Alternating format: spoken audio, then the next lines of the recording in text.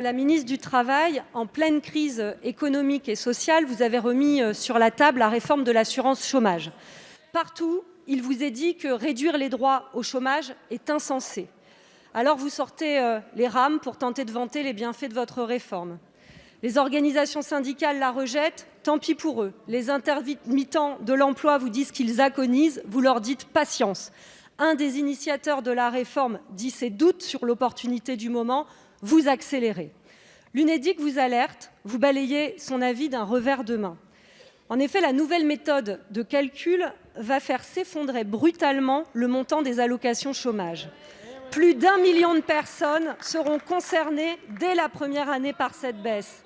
1 million. Le montant journalier va être amputé jusqu'à 40% dans certains cas.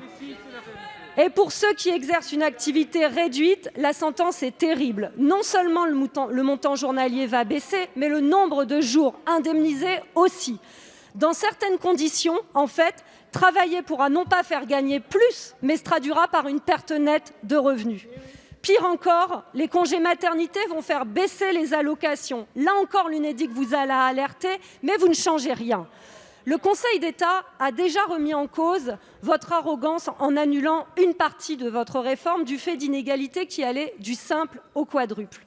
Alors à la va-vite, parce que quoi qu'il en coûte, vous voulez mettre en place cette réforme, vous avez bidouillé, et tellement mal que vous créez encore plus d'inégalités. À emploi égal et salaire égal, les indemnités pourront au total être jusqu'à 24 fois moins élevées.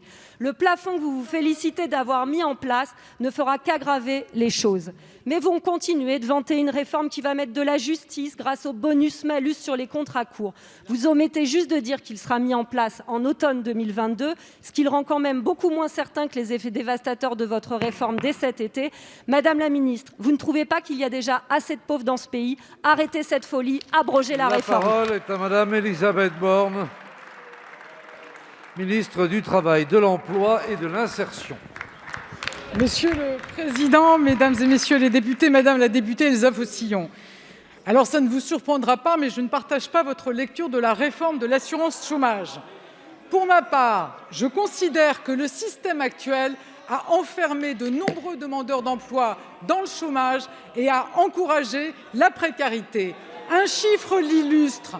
En 10 ans, le nombre de CDD de moins d'un mois a augmenté de 250%.